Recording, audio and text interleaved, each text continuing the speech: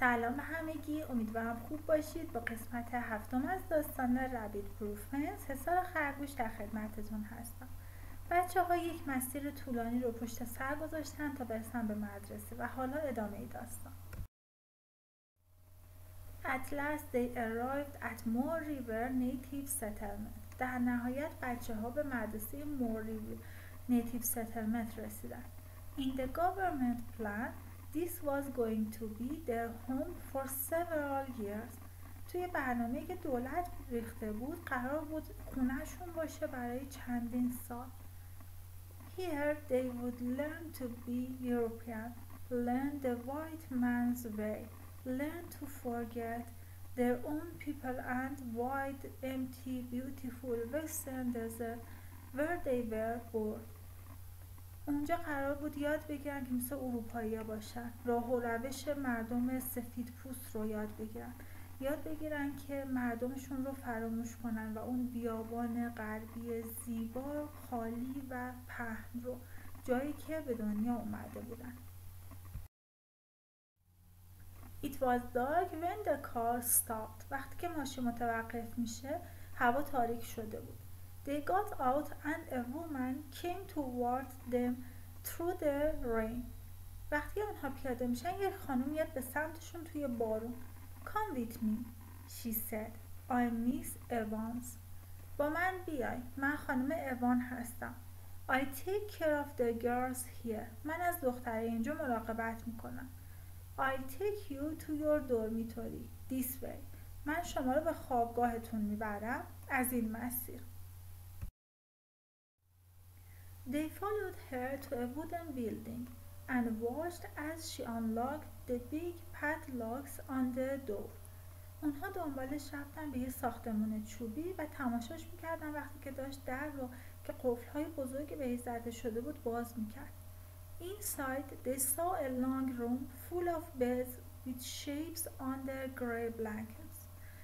داخل اونها یک اتاق بزرگ رو دیدن که چیزهای شبیه تخت اونجا قرار داشت و روشون پتوهای خاکستری رنگ کشیده شده بود. Miss Evans showed them some empty beds near one wall. خانم ایوانز بهشون چند تا تخت خالی رو که نزدیک یک دیوار بود نشون میده. There are your beds. Oh, and for a toilet, you use one of those buckets in the bathroom. Then she went away. اینا تختای شماست. اوه، و برای دستشویی شما میتونید از اون سطح‌هایی که داخل حموم هست استفاده کنید. بعدم اونجا رو ترک میکنه. Molly, Daisy and Gracie lay down on the hard beds under the thin blankets. مالی و دیزی و گریسی دراز میکشن روی تخت هایی که سفت و سخت بود زیر اون پتوهایی که خیلی نازک بودن. They were shaking with cold. اونها از سرما میلرزیدن.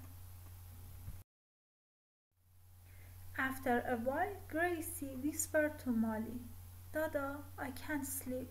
I'm so cold. She and Daisy were younger than Molly, so they called her Dada, older sister, because that was the usual Mardo way to speak to an older sister cousin.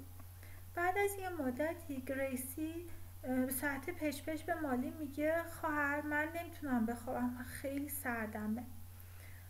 اونو دیزی از مالی کوچیک‌تر بودن، بنابراین بهش گفتن دادا که معنی اولدر سیستر میده و یک کلمه معمول توی زبان مردو هست وقتی که میخوای دختر خالت رو که حکم خواهرت رو داره صدا کنی. Bring your blanket and sleep in my bed, Molly whispered. مالی پچ کنون میگه پتوتو بیار و بیا پیش من بخواب. Then Daisy sat up and whispered, I'm cold too, Dada. بعدش هم دیزی بلند میشه و پچ کنون میگه منم سردمه خواهر. You can sleep on my other side, Molly said. Come on. مالی بهش میگه که تو هم میتونی اون سمت من بخوابی، بیا. For the rest of the night, the three of them lay close in the same bed, keeping warm. برای انتهای شب اون سه تا کنار هم خوابیدن و سعی کردن همدیگه رو گرم نگه دارن.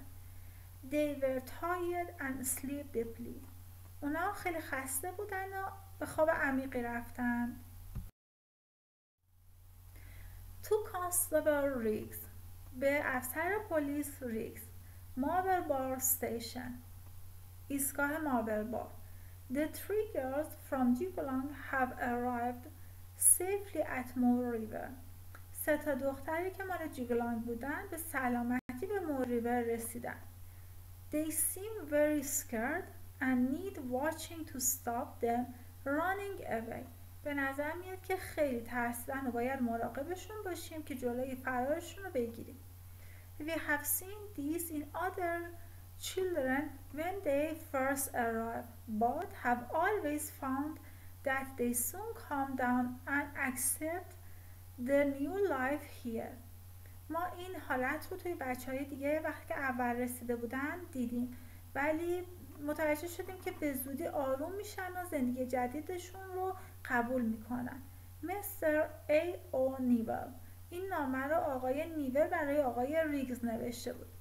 Chief Protector of Aborigines Perth. سردسته محافظان ناحیه پرت. نامه 4 آگوست 1931 4 آگوست 1931 نوشته شده. دوستان امیدوارم لذت برده باشید. Thanks for watching.